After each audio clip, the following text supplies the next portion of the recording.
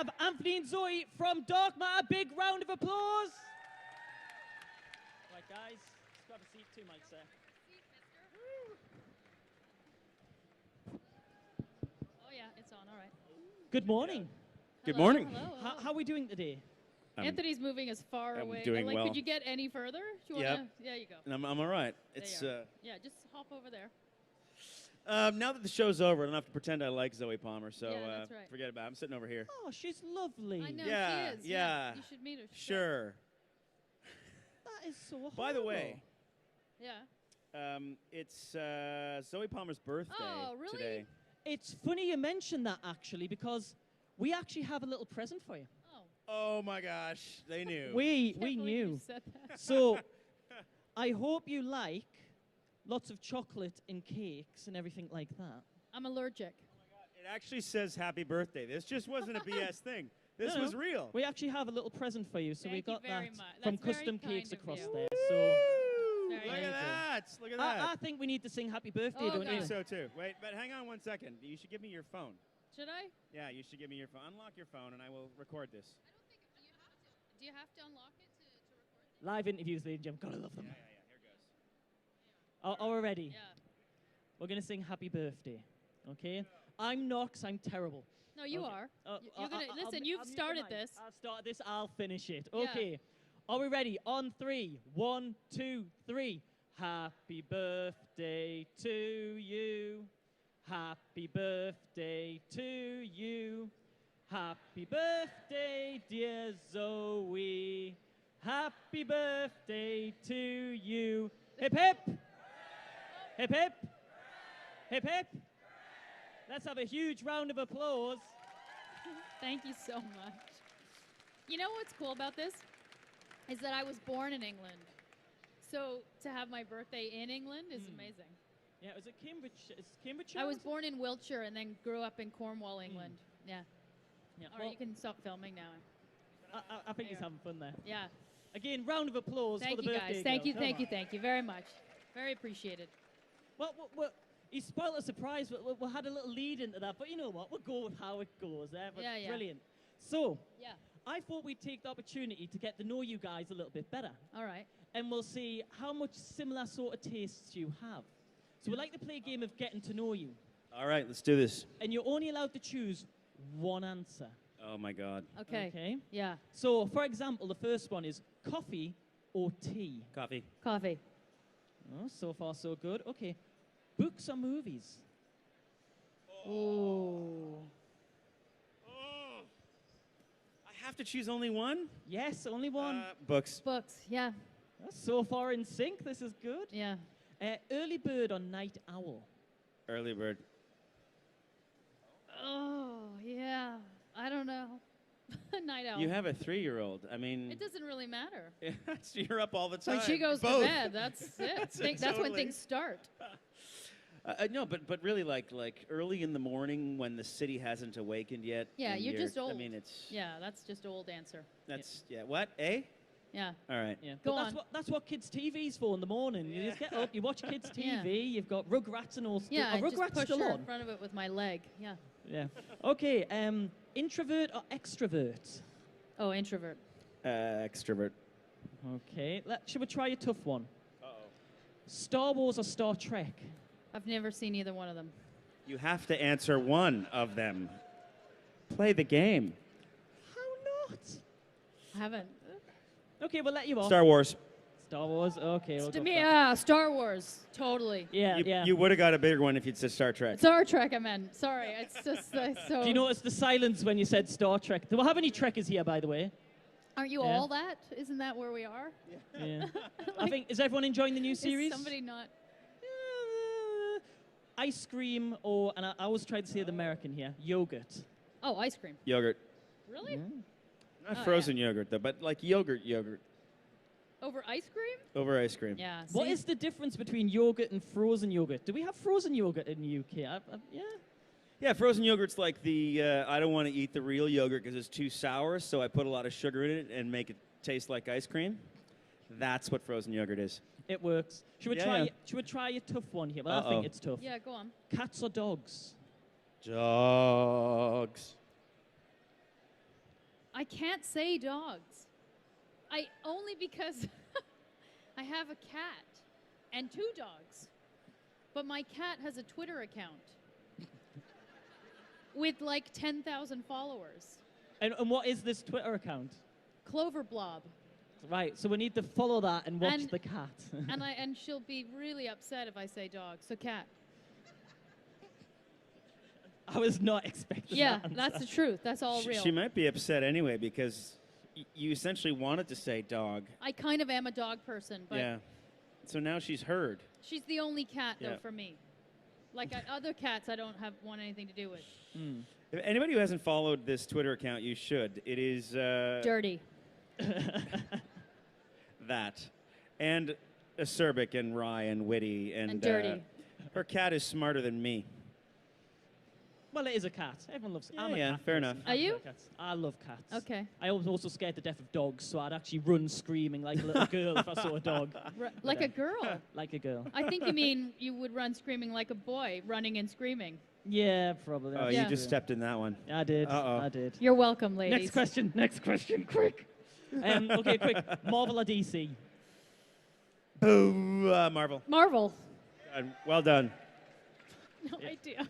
It's hard, though, because we're sitting right next to this, you know? Yeah. So I Oh, kind of right. feel like we're betraying yeah. it. Yeah, you're right. Maybe it's one of those I like both questions, isn't it? I love both. Yeah. Yeah, but they didn't send them here, did they? I hope not. He's massive. I don't That's know. right. They're I huge. don't know. All right, continue on. Okay, well, I'll ask this one question, seeing I've said Marvel. If you could be a Marvel superhero in a Marvel superhero movie, what would it be? I'd be all of them. Forget about it. I'd be the new one. No The fancy guy who being had all the Spider-Man? superpowers. What? No fancy being Spider-Man, then? I'm Spider-Man. I don't like. I've never liked Oh, Spider-Man. I love Spider-Man. Because of the spiders. Yeah. Bit like Star Wars with all the stars. that Does you he see. does he turn into one sometimes? In the comic books, he does a bit, yeah. Yeah. That's what I like about him. That thing. Yeah. Well, let's... But without a doubt, I'd be Iron Man if I could be any superhero at all, period. Like, I would be Iron Man, bar none. Really? Forget about every universe, every world. It's like, don't contain it within one world. What can Iron Man, like, is he really he's strong? a rich philanthropist. Oh, yeah. That's nice. So Yeah, and he doesn't have any superpowers. That's the cool thing about He him. doesn't have any? No. it's all a suit, all a metallic Yeah. suit. That's it. And underneath I it, guess is he wearing Batman's anything? sort of the same, yeah? Really? Probably clothes, but Right. that's about He's just it. yeah. not naked after that. I wonder... Oh, actually, I don't even go on that. Is Iron Man naked under the suit? Yeah, is he? It would chafe. It's a metal suit. Just I don't- Vaseline, just covered in Vaseline under there. Maybe that's why he's called Tony Stark. Yeah, Oh, he's just in there sliding around. I'm that so was a sorry, good one. That was was a good bad. one. Okay, let's talk about what we do want to talk about. Dark matter. Right. Yeah. So, as we know, unfortunately, it was just cancelled recently. Yeah. Which is an absolute shame. But what was the how did it feel when that was announced? Because I know there's a bit of controversy behind it all and everything like that. How did you feel? I mean, I don't know. Obviously, it's sad, I think, when any show ends, however it ends. You know, I mean, they all ultimately get canceled. They stop being renewed at some point, right? And it's just the when that becomes sort of... And I don't know, in this industry, I've been on so many different series now, and I don't know, I've kind of become accustomed to that, you know, things start and end and you move on to the next thing. So... Yes, sad in that we've all grown to be very fond of each other, and the show is great, and Joe created an extraordinary world and characters that we won't get to see anymore. But you know, I'm okay. I'm okay with that ultimately.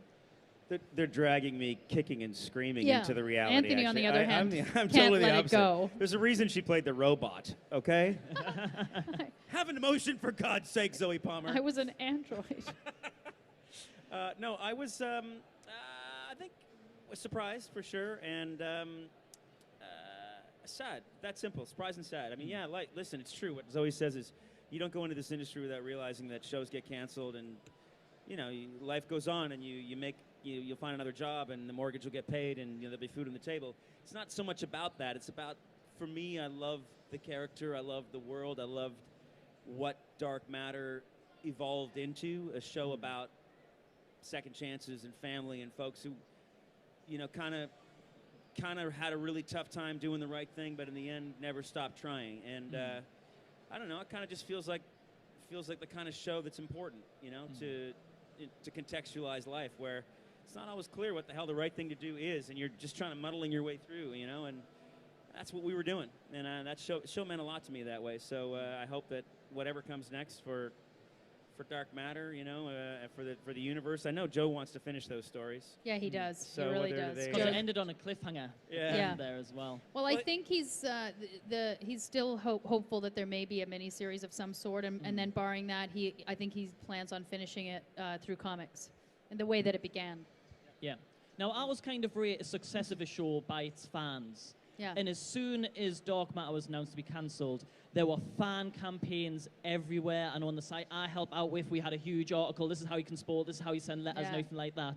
What was it like knowing you had such a strong fan base fighting your corner, and to be honest, still fighting your corner right now? Oh, I mean, you can't really explain that. I mean, the fan base on any show is what makes the show, as far as I'm concerned. And I always think of fans, I've said this before, but I think of fans as another character almost in the world of the show, because they are the heartbeat. And so to know that people are fighting like that and have such passion for the show and the characters is, you know, it's really touching, really touching. All of that, and also kind of surprising, I'll be honest with you. I don't think, you know, social media, we were not as active on social media. It wasn't as pre-planned a strategy as it is on some other shows. And so when the show was canceled and all of a sudden, wham, this sort of surge of social media attention happens, of people expressing what the show meant to them, it was meaningful. It was like, in a way, it was like a period of mourning for us all, right? Where it was a bit sudden, and we're like, oh my God, this thing has ended. That, you know, it's career. It's not like real mourning, but yeah, for sure, it's something that meant a lot to me and to a lot of us, and to sort of get together and say, hey, you know, this is an expression of what the show meant, was touching and powerful and meaningful, and a really beautiful time in my life. Yeah.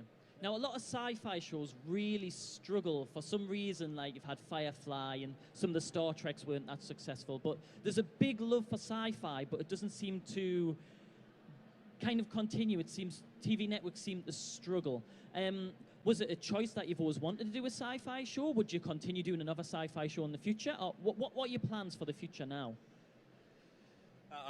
It's my favorite genre to act in, without a doubt. And this show is a good example of that. If you can get on a show where, you know, it doesn't take itself too seriously, where there's the serious sci-fi, and then there's the sci-fi that Dark Matter was, which was, you know, was sort of walking that line between a bit campy and serious, and that is my favorite place to play, because you can play literally almost anything. They can write any script, and you're like, oh, great, now we're singing this episode, or, oh, you know, like, that's why you get into this industry, because it's fun to play. And if you're playing the same beat over and over and over because it's a serious show, then that's cool, and that's a different kind of thing. But for me, I would love to get on another show that had this tone. Zoe? I don't know. I've never thought about picking shows for in a genre way. Like, I don't think of it that way. So, and I had never done any sci-fi up until I did a show called Lost Girl, and then right into Dark Matter. And so I ended up doing 2 sci-fis back to back, which was a surprise to me. I didn't expect that. So, yeah, I would absolutely do another sci-fi. But it's more about, I mean, what I loved about both of those shows was not their genre, but what they brought to the table. I mean, the characters, the people, the storylines, the humanity, the craziness, the comedy, like all of those things are what got me kind of excited to perform in them. Where they were set or the genre, I don't know. It doesn't necessarily matter to me that much. Just whatever appeals to you and kind of gets that emotion. Because I think any good show, how can I word this? It's sort of bigger than its genre, right? It becomes about something else. You can have a terrible show in any genre. You can have a great show in any genre. Yeah. So I think a good show with interesting characters, if that's what it is, I don't care what world we're in. I'm in. Sign me up. Now, before we move on to fan questions, so start thinking about, we're going to have Marcus coming around in a second, asking you questions. obviously your characters had no memory of what they previously were. Say you come into Comic-Con tomorrow and your memory's wiped, what would you actually want to do? It's a tough one. Run. I know. Can Run you imagine really far landing away. My here memory's with been no? wiped. I'd be like, oh my God, there's people dressed Like in, that person over there's got wings on their head. You know, that kind of thing. I think that would be really crazy, right? Wouldn't it? Oh yeah. Yeah, I'd be terrified. Like, oh, what's going on? Do you still think you would choose an acting career? Is it right that you are going to go into law? Is that correct? Yeah. But then you chose acting. I was already an actor first, and I'd already done a bunch of stuff like RoboCop and Queen of Swords and whatever. And then I'd always wanted to go to law school, so I went to law school. And then after that, I worked at a firm for the last couple of years there in law school, and then my first daughter was born, and that's when I decided, no, I don't want her to know me as just a lawyer. And no offense to lawyers out there, it's a great career, but I was lucky. I could do something that relatively few people get a chance to do and make a living at, and I felt like that was important for her to see, that you can follow your dreams, that you can do things that maybe other people think are a little ridiculous, and then so if she has a dream, whatever that dream is, you'll crush it. I'll crush it. Yeah. That's right.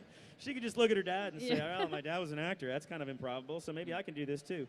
And that was sort of one of the reasons I thought, "Yeah, I'll go back to it." And it's fun as hell. So, yeah. Well, you're kind of saying to your daughter, in a sense, just go for it. Go for what you enjoy, and it's kind of it, right? I mean, and law was great, but it wasn't. It's not the same kind of thing. It's a very different kind of career.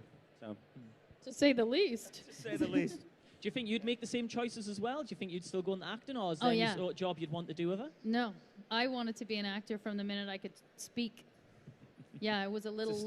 I was very young when I decided I wanted to do this. I had no idea how. I have no other actors in my family, and I don't even have anybody even remotely related to the industry in my family. So I had no idea how I was going to do it, but I knew I wanted to. Yeah. And now you have. So far, so good. Destiny. Yeah. Right, I believe we have some fan questions now. I'm just looking for Marcus with the microphone. Marcus?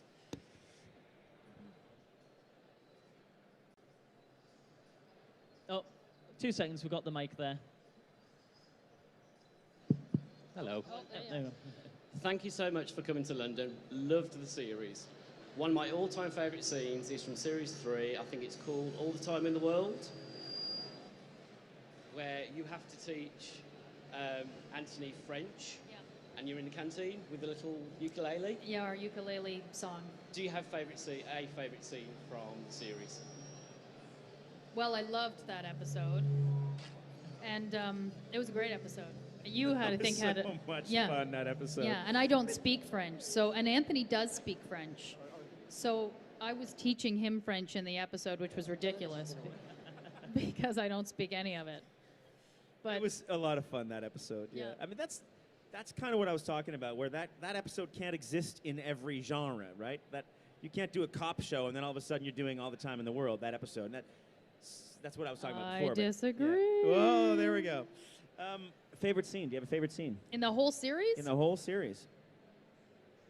I mean, I have a few. I whenever the android would get the upgrade, it was always great. The episode where I played the southern sort of whatever she was, prostitute, I think. No idea. But I'm pretty sure that's Belle, what she did. The Southern Belle. Oh yeah, that's what I meant. Yeah. Belle. Yeah, they were all. I had lots of favorite scenes. Do you have a favorite one scene? Yeah, I probably do, actually. It's probably from season 1. Was it with me? That's probably with me. Was it me? Every scene with you is my favorite, but notwithstanding those. Yeah. Second to those. Right. It was probably the scene where Jodelle. That's weird. That's not me. That's Jodelle. I know, it's weird that I actually liked a scene that without you in it. Yeah, okay. I know. Well, go on, I guess. The scene where Jodelle goes back into what we find out only later in season 2 is actually Titch's, my memory. Oh, but right. we all think it's one's memory. And she goes to live this life with this idyllic family, and it's wonderful, and she doesn't want to leave. And 6 goes back into the memories to try and draw her out. And she's like, why the hell would I want to go back to my really crappy life where I have no parents and I'm with a bunch of mercenary killers on a ship? I'm staying here. And if you have a chance to watch that scene again, it's such a beautiful statement about reality. And even though your reality may be shitty, it's still you have agency and still can change your reality. And I remember when that scene was being shot, we were actually shooting another scene with Sarah. And I would like literally the second they would say cut, I'd like run over to the other set and I'd watch the scene, and it was just beautiful. And it's everything that I loved about that show. The fact that there were those moments in the show where Joe gave the actors these beautiful, sort of hopeful, sensitive scenes to play, and that's definitely remains my favorite scene in the entire film. Sweet. Yeah, shut up. I like the prostitute one. Right, now, I spoke to the lady earlier. She came across. She was very excited about the fact that Dark Matter was coming up, so I'm going to run across. All right. I'm going to sit next to you, actually, because I'm lazy. Right, you have a question, I believe, as well. Yes, I have. In season 3, where you're stuck in the time loop, there is a moment where you go back in the 5 seconds in time and you go through the different periods of what's going to happen in Android's life. And there's one bit where they mention about the Android revolution, and Yeah. obviously Victor, I think, would have been a part of that. Would Android actually have been a part of the Android revolution? I know, that's a great question. I don't know. I mean, I think Android was very, very loyal, I think, to the crew of that ship. I think it would have been a very difficult decision for her, you know, because she would have been caught between two loves. I do think that she loved Victor in whatever way she could, and I absolutely believe that she loved her crew. And I think that would have been a really tough decision for her. So I don't know the answer. And I think season 4, had we gone, was to explore that sort of revolution. And I think we would have learned the answer to that question, but I don't know. Yeah. What I found interesting about that dynamic was that the Android revolution is based essentially upon these androids with an upgrade, right? And you had a really hesitant relationship with the upgrade, and Yeah. you were becoming your own entity, like a third kind of thing. You're neither human nor android with the upgrade. You were becoming this different thing that was... I could see Joe using that to say, no, hang on a second. You guys you're faking being human. You're not the real android. What you're going through right now is a chip, but what I am is something different. And I don't know, I always thought there was something in that difference, that you were so hesitant to do that. What was different about the android before she would use the upgrade is that there was all of these little moments where she would have what looked like feelings. Yeah. And with what looked like Yeah. a conscience, and which was unique. Yep. In that android. Yep. So even without the upgrade, there seemed to be some sense of Yep. self and some sense of, you know. Yeah. Not like the rest of those androids with their little Yeah. chip fake emotion things. Yeah. Yeah. Losers. Do we have any more fan questions? Oh, I'll jump right at the front here. Now come the gentleman at the back there. So, hi, thanks so much for coming to London. Oh, We're pleasure. Really, really excited. You mentioned that the android was quite a difficult character to act. Sure. Is there anything that was particular, like what was the hardest thing about either having to act that part or something particularly difficult in any of the series that you found? Well, Anthony and I were just talking about this the other night, and I think the thing that was the hardest for me was that I never played her without emotion. I played her with repressed emotion. So what that meant was I was constantly having to push I would always imagine how she would react if she could react. And then I would push that down. So it was always under there. So it was like a boiling pot all the time. So to play that all day, every day, for 3 years, to constantly, I mean, I think anyone can relate to having a feeling and not being able to express it.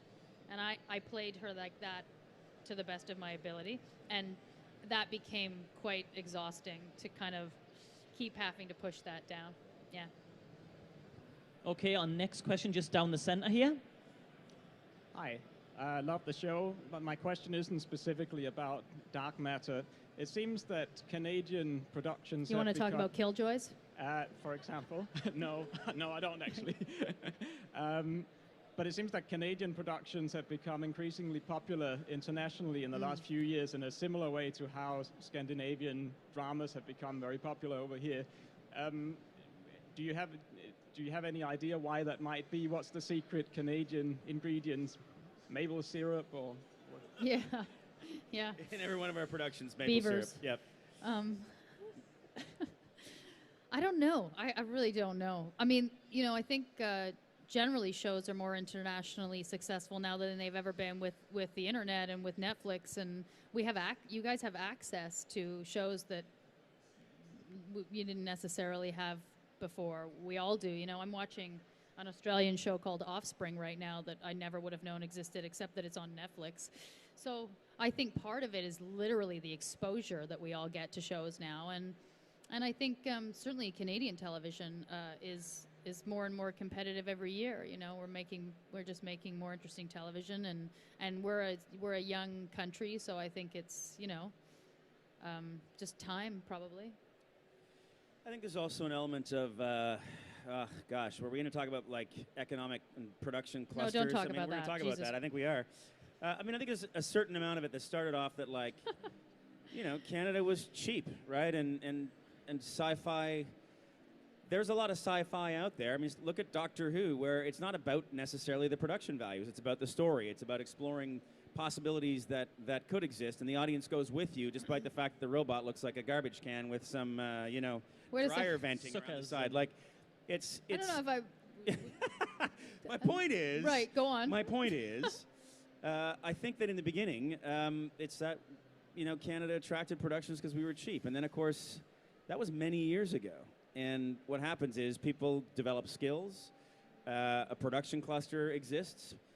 They're like, oh, that show went pretty well there. They bring another one, they bring another one, they bring another one. And I mean, it's astounding the number of sci-fi shows that shoot in Canada, whether they're made in Canada completely, like Dark Matter was, or like Winona Earp, or like Lost Girl, or whether they're more service productions, things, well, Killjoys is sort of halfway, but things like The Strain, things like Arrow. I mean, it's astounding the number of shows. So I think there's something going on that's beyond just international exposure. I think there's an expertise that Canadians have developed in the particular set of skills that seem to be required to make a sci-fi show.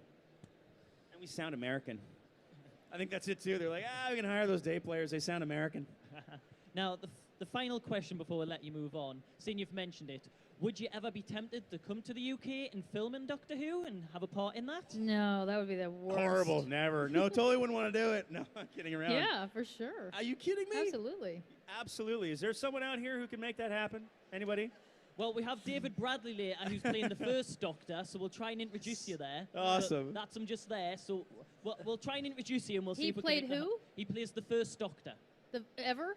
Well, he's playing an old part new, if that makes sense. Oh, I see. Like he's doing it now as though he was then. Yes. Right. Sneaky. That's time travel for you. Yeah. Yeah. But is that what that's sci-fi about? for you. It's pretty much that, yeah. So it's going to be good. But we'd awesome. love to see you on that as well. You need to come do some more UK-based shows so we can see them. Come on, guys. Yeah, baby. Yeah. Thank you. Yeah. So we can find you just behind the stage here at your booth doing autographs and photographs. So guys, make sure you check that out. But I think we need a huge round of applause, and especially for Zoie, whose birthday it is as well. Thanks, Yes, guys. indeed. Thank you very much. Thank you, guys. But thank you very much, Thank Anthony you. and Zoie. Thanks, guys. Thank you.